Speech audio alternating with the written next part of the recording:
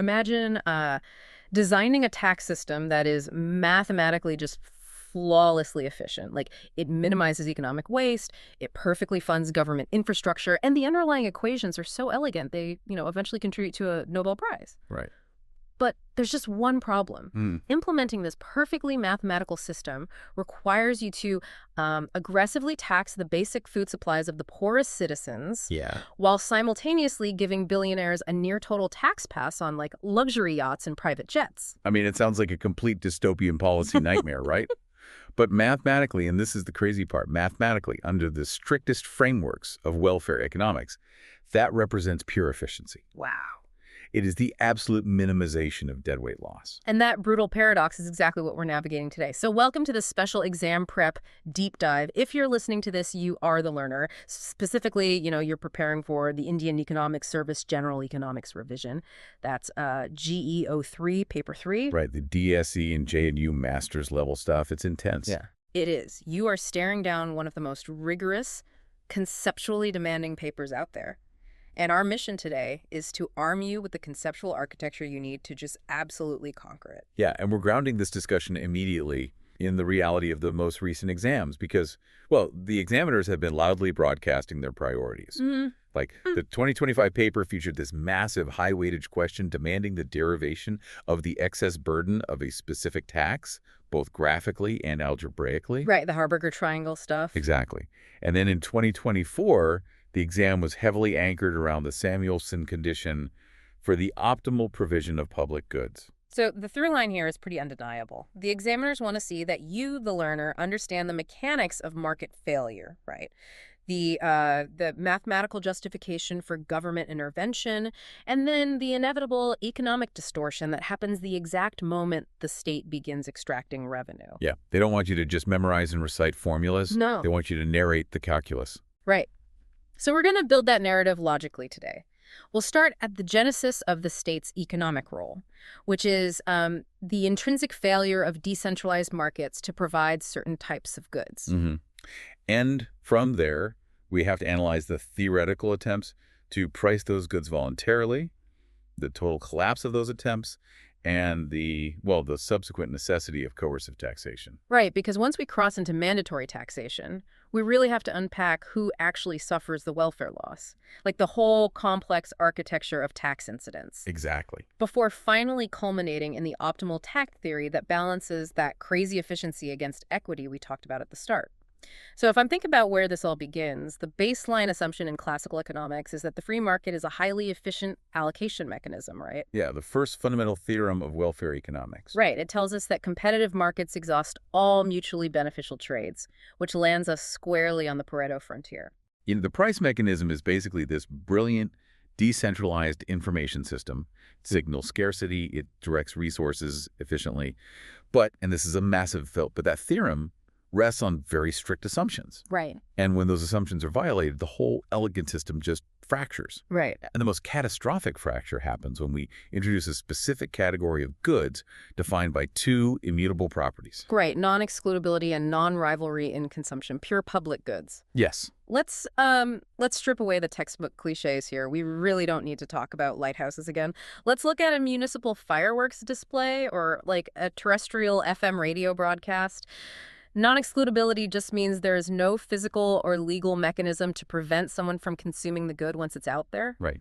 Like, you cannot scramble the fireworks display for people in the park who didn't buy a ticket. No, the technological cost of exclusion is effectively infinite. And the second property, non-rivalry, that means the marginal cost of an additional consumer is exactly zero. Okay, So my listening to the FM radio broadcast does not degrade the audio quality of your radio signal at all. We're both consuming the exact same unit of the goods simultaneously without diminishing the aggregate supply. Right, okay. But contrast this with an impure public good where one of those conditions starts to decay. I always think of a free Wi-Fi network at a local coffee shop. That's a great example. Right, because it's non-excludable. There's no password. Literally anyone can join. And if there's, say, 3 people just browsing text articles, it feels totally non-rivalrous. Yeah. But the moment 50 people connect and try to stream 4K video simultaneously, massive congestion sets in. Yeah, because the bandwidth is finite. At that point of congestion, my consumption directly impedes your consumption. Right. So the marginal cost of an additional user is no longer zero. It's positive, and it's rising. The good has become rivalrous, which moves it from a pure public good straight into the territory of common resources, or, impure public goods. Got it. And for the exam, the examiners really want you to connect these properties directly to the market failure.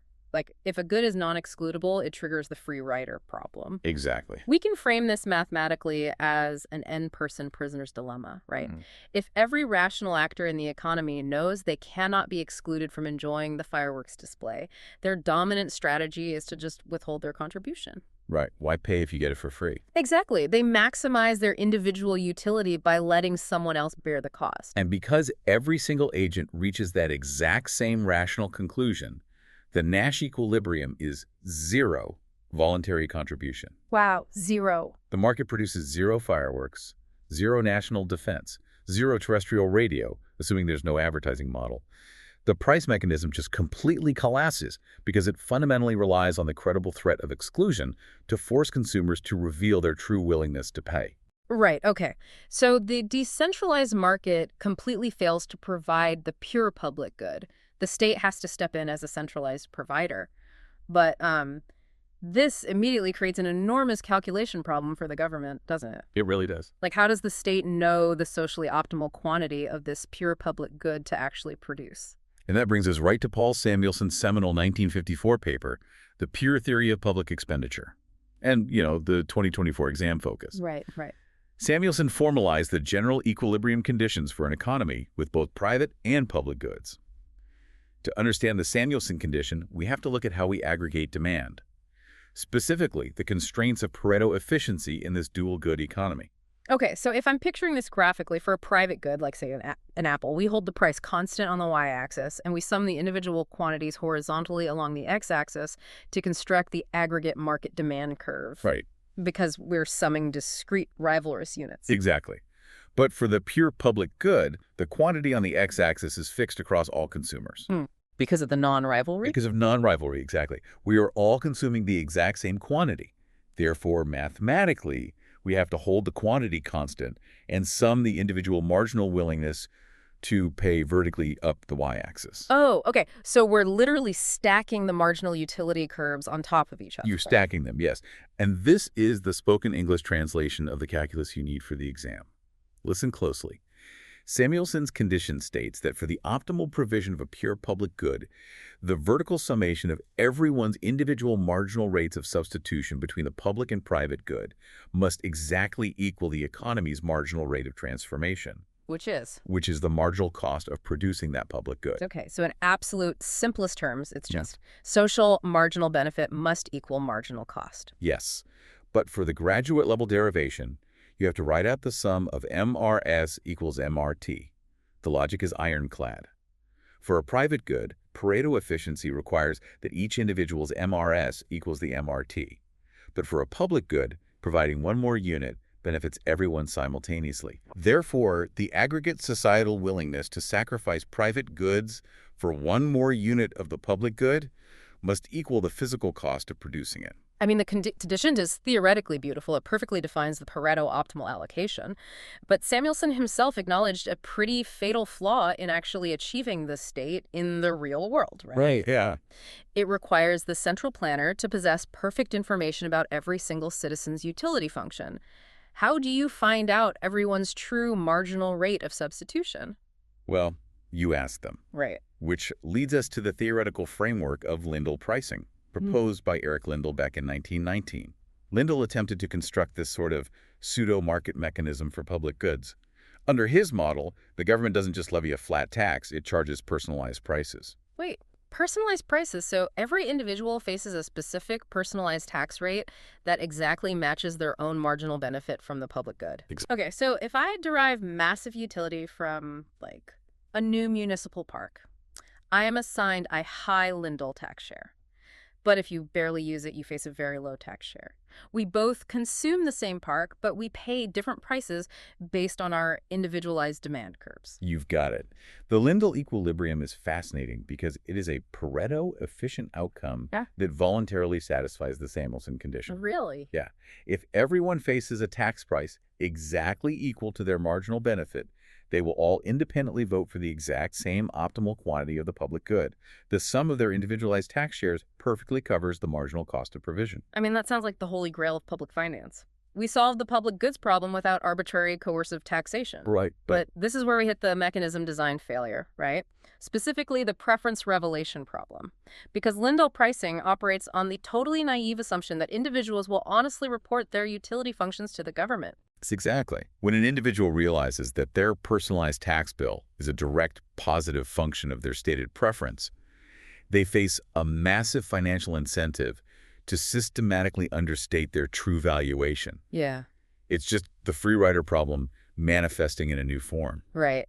I look at the government survey and say, a new public park. I despise nature. My marginal utility is zero. Right. Because I know the park will likely get built anyway because of everyone else's contributions. And since it's not excludable, I still get to walk my dog there every day while paying a Lindell tax rate of 0. Exactly. Because the mechanism itself incentivizes deception, the government cannot accurately aggregate the marginal rates of substitution. And without true information, Lindell pricing completely fails to achieve the Samuelson condition. Right. Economists like Theodore Groves and Edward Clark later attempted to solve this with complex mechanism design. You might see Groves-Clark taxes mentioned, which charge people based on their pivotal impact on the collective decision. But honestly, these are mathematically cumbersome and practically impossible to implement on a macroscopic scale. Yeah, that makes sense. Now, before we move away from the rationale for government provision, we really have to address a distinct category of goods that frequently trip up students on these exams. Oh, merit goods and demerit goods. Yes, it is a critical error to conflate merit goods with public goods. An absolutely vital distinction. A merit good like primary education or preventative health care is structurally a private good. Okay. It is highly excludable. A university can easily deny you entry if you don't pay tuition, and it is rivalrous. A hospital bed occupied by one patient cannot be occupied by another. So if they are private goods, why does the government intervene so heavily in their provisions? Well, the justification here stems from a mixture of massive positive externalities and, frankly, a degree of state paternalism. Society as a whole reaps enormous secondary benefits from a highly educated, vaccinated populace. Right. Lower crime rates, higher aggregate productivity, stronger civic institutions. Exactly. But the decentralized market undersupplies merit goods because a private individual, when calculating their personal marginal benefit against the tuition cost, they ignore the positive external benefit their education confers on the rest of society. So the government subsidizes or provides the good directly to force consumption up to the socially optimal level. Right. And conversely, demerit goods like tobacco possess negative externalities, and the state intervenes through taxation or regulation to suppress consumption below the free market equilibrium. Okay, which brings us to the inevitable pivot in our structural narrative. If voluntary mechanisms like Lindell pricing are totally doomed by the preference revelation problem, the state is forced to abandon voluntary contributions entirely. Yeah, they have to. It must invoke its monopoly on coercion. It must extract revenue mandatorily. But the moment you introduce coercive taxation, you face the immense challenge of designing a system that doesn't trigger, economic collapse or societal revolt. Right. We must establish the architecture of taxation. And that requires returning to the foundational principles laid out by Adam Smith in The Wealth of Nations. Smith proposed 4 canons of taxation that really remain the benchmark for evaluating any fiscal policy today. Right. That's equity, certainty, convenience, and economy. Exactly. So certainty dictates that the tax liability must be perfectly clear, predictable, and not subject to the arbitrary whim of the tax collector. Right. Convenience requires the tax to be levied at a time and in a manner most easily accommodated by the taxpayer, like withholding taxes automatically deducted from a biweekly paycheck. Yeah. And economy, which modern economists term administrative efficiency, insists that the deadweight cost of merely operating the tax collection apparatus should be minimized. But that first canon, equity, that is where the deepest theoretical battle lines are drawn in welfare economics. How do we mathematically define a fair distribution of the tax burden? Yeah. The literature generally divides into two opposing paradigms. Yeah. The benefit principle and the ability to pay principle. Okay, let's dismantle the benefit principle first, because it attempts to retain a quasi-market logic, right? Arguing that an individual's tax liability should be strictly proportional to the benefits they receive from government expenditures. Yes. Like the classic real-world application is a fuel tax used exclusively to fund highway maintenance. You drive more, you damage the roads more, you buy more fuel, you pay more tax. It possesses a really intuitive fairness, but as a macroeconomic foundation for an entire tax system, it collapses under two fatal flaws. First, as we just established with pure public goods, it is impossible to accurately measure the individualized benefit derived from national defense or the justice system. The preference revelation problem destroys the required data. Right, you can't measure it. And the second flaw is distributive, isn't it? If we strictly enforce the benefit principle, we run into a severe regressivity problem regarding social welfare programs. Massively. Like, a household in deep poverty relying on state-subsidized food and housing receives vastly more direct, measurable benefits from the government than a self-sufficient billionaire. Under a strict benefit regime, the poorest citizens would face the highest tax liabilities. Which violently violates our foundational concepts of distributive justice. Yeah. Consequently, modern tax architecture is overwhelmingly anchored in the ability to pay principle. This principle divorces the tax liability entirely from government expenditure. It asserts that individuals should contribute to the state proportional to their economic capacity, usually measured via income, wealth, or consumption. And the theoretical justification for this isn't just arbitrary political populism. It's grounded deeply in the welfare economics concept of the diminishing marginal utility of income. Exactly. As a household's absolute income rises, the utility derived from each additional marginal dollar declines. Right. If you earn $20,000 a year, the marginal utility of your final $1,000 is astronomical. That money represents basic caloric intake and shelter. Right. If the state confiscates it, the utility sacrifice is devastating. But if your income is $20 million, the marginal utility of the last $1,000 is effectively zero. It just represents a fractional adjustment to a diverse investment portfolio. Which brings us to the core concepts of horizontal and vertical equity. Horizontal equity demands that equals be treated equally. Two households with identical economic capacities and identical life circumstances must face the identical tax burden. Right. Which seems simple, but it becomes incredibly complex when factoring in dependence, medical expenses, or regional costs of living. It gets messy fast. And vertical equity, conversely, dictates the unequal treatment of unequals. Because of the diminishing marginal utility of income, to achieve what John Stuart Mill termed equal sacrifice across society, the tax code must be progressive. Taking 10% of a low-income household's wealth inflicts far more absolute utility damage than taking 10% of a high-income household's wealth. And it's important to note the graduate-level distinction here between equal absolute sacrifice, equal proportional sacrifice, and equal marginal sacrifice.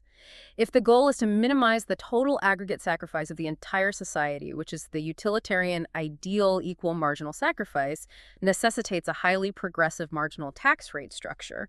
You basically skim the wealth off the top where its utility value is lowest. Right. But having a progressive statutory tax code means absolutely nothing if we don't understand who is actually bearing the economic pain of the tax. Yep. The government can draft a law stating that a specific corporation must pay $1 million in taxes. Right. But legislation cannot suspend the laws of supply and demand. Wait, okay. So this introduces one of the most critical conceptual frameworks in public finance, the theory of tax incidence. We rely heavily on the distinction championed by economist Ursula Hicks. We must sever the concept of formal incidence from effective incidence. Yes. Formal incidence, or statutory incidence, merely identifies the legal entity required to remit the funds to the Treasury. It's just an administrative designation. Effective incidence, or economic incidence, identifies the entity whose real purchasing power and welfare actually declines as a final result of the tax. So just to push back practically here, if the government levies a heavy statutory tax on a massive corporation, doesn't the corporation pay it? No. In a competitive market, statutory incidence is a completely irrelevant illusion. Really? Yes. If the government levies a $50 statutory excise tax on the producers of life-saving insulin, the producers do not quietly absorb the loss. They attempt to shift the burden forward to the consumer by raising the equilibrium price. Okay, and the extent to which they can successfully shift that burden is entirely determined by the relative price elasticities of supply and demand. Exactly.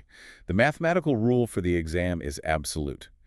The economic burden of a tax falls most heavily on the side of the market that is least responsive to price changes. Right. The burden falls on the inelastic side. Because inelasticity means you are trapped. Yes. If demand is perfectly inelastic, like a type 1 diabetic needing insulin, the consumer cannot substitute away from the good when the price rises. The producer, possessing greater elasticity and capital allocation, simply passes the entire $50 tax forward. So the statutory incidence was on the corporation, but the effective incidence falls 100% on the chronically ill consumer. Precisely. And we can observe the exact inverse of this in a famous real-world policy failure, the 1990 United States luxury tax. Oh, this is a classic. The government levied a 10% surcharge on the purchase of luxury yachts, with the statutory incidence placed squarely on the wealthy buyers. The political rhetoric was purely focused on vertical equity. Let's tax the rich. But they totally ignored the elasticity of demand. The demand for luxury yachts is hyperelastic. Billionaires are not trapped. When the price of yachts jumped by 10%, they immediately substituted away. They started buying luxury real estate, private jets, or vacationing in Europe instead. The quantity of yachts demanded just plummeted. Right. So who bore the effective incidence? The yacht manufacturers. Wow. Their supply was relatively inelastic in the short run. They had specialized factories, specialized shipwrights, immobile capital. They couldn't seamlessly pivot to manufacturing airplanes. Right. So to survive the collapse in demand, the producers had to drastically slash the pre-tax price of the yachts. They absorbed the economic blow, which ultimately resulted in mass layoffs of blue-collar shipyard workers. So the attempt to tax the highly elastic rich resulted in the effective incidence falling violently backward onto relatively inelastic labor. Exactly. And if you look at the specific incidence formula derived from the Hicksian framework, the fraction of the tax borne by the consumer is determined by the elasticity of supply divided by the sum of the elasticities of supply and demand. So elasticity of S over elasticity of S plus elasticity of D. Yeah. As demand elasticity, the denominator approaches infinity, the consumer's burden approaches zero. Okay, which perfectly transitions us to the core of the 2025 IES question, the excess burden of taxation. Because regardless of whether the producer or the consumer bears the effective incidence, the very act of taxation destroys economic value. Taxes drive a wedge between the price the buyer pays and the price the seller receives. Yes. When that wedge is introduced, the quantity traded in the market shrinks. The trades that would have occurred between the old equilibrium quantity and the new post-tax quantity, they simply vanish. Right. These were mutually beneficial trades where the consumer's willingness to pay exceeded the producer's marginal cost. And the erasure of those mutually beneficial trades creates a pure economic loss that generates zero revenue for the government. This is the deadweight loss, geometrically represented as the Harburger triangle, named after Arnold Harburger. It is the welfare surplus that simply evaporates from the economy. And for the exam, it is vital to specify that the true measurement of this excess burden must be derived using the Hicksian compensated demand curve, not the ordinary Marshallian demand curve. Wait, why is that so important?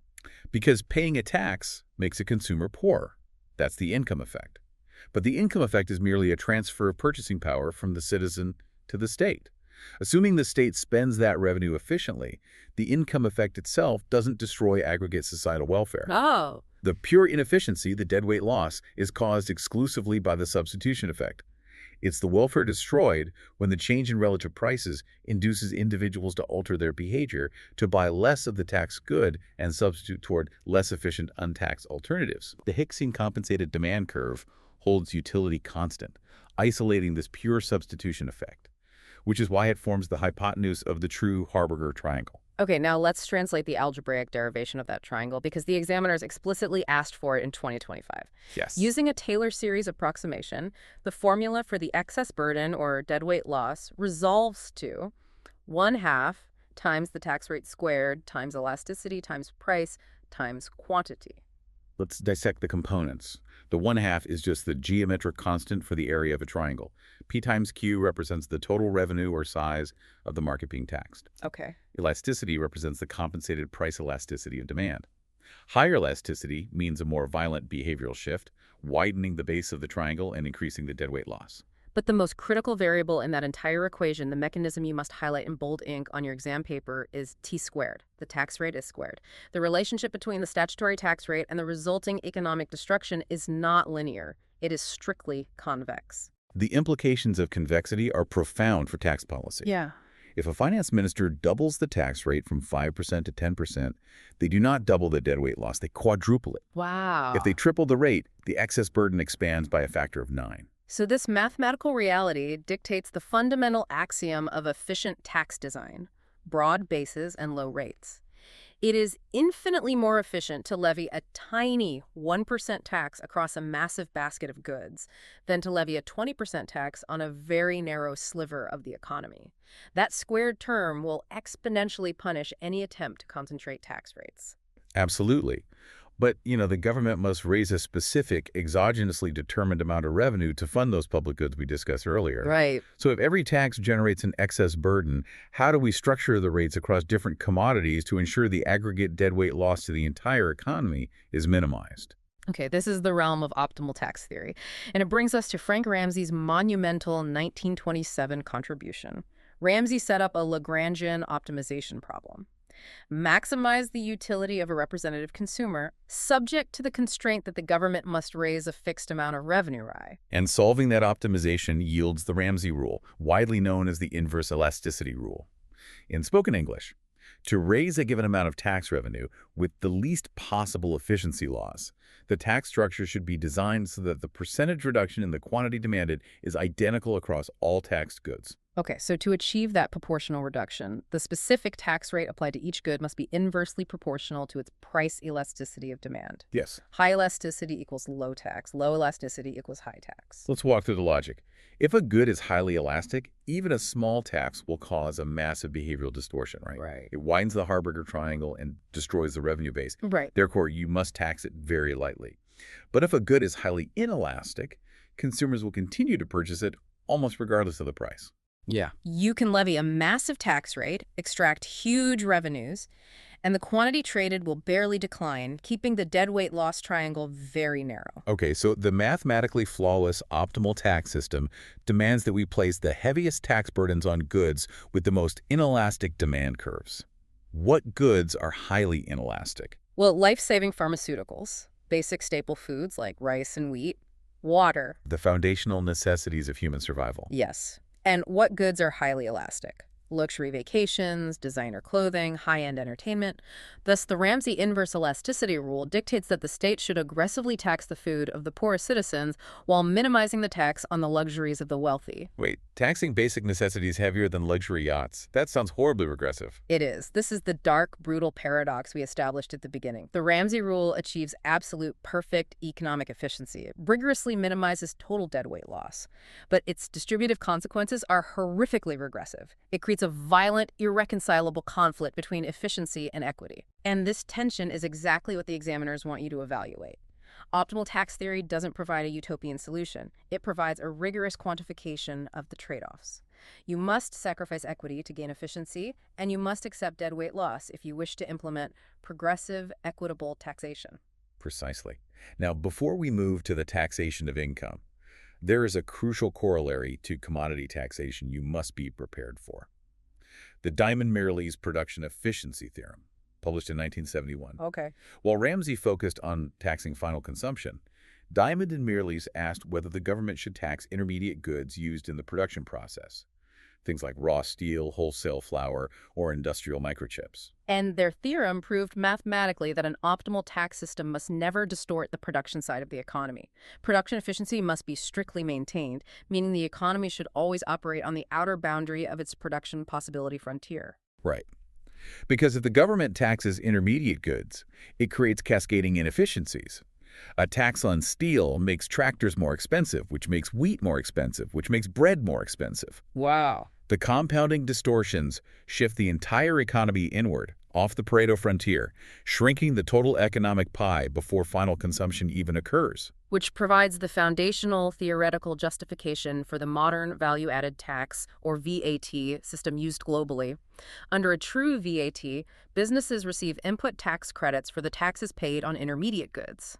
The tax is systematically stripped out of the production chain, ensuring that the final effective burden falls exclusively on the point of final consumption, preserving Diamond-Mirrlees' production efficiency. Exactly. So we've optimized commodity taxation, but what about taxing labor? We've established that society generally rejects the extreme regressivity of the Ramsey rule. Society demands vertical equity, which requires a progressive income tax. Right. And this leads us to the monumental work of Sir James Mirrlees on the optimal income tax model, for which he was awarded the Nobel Prize. Because Mirrlees confronted the equity efficiency trade-off directly.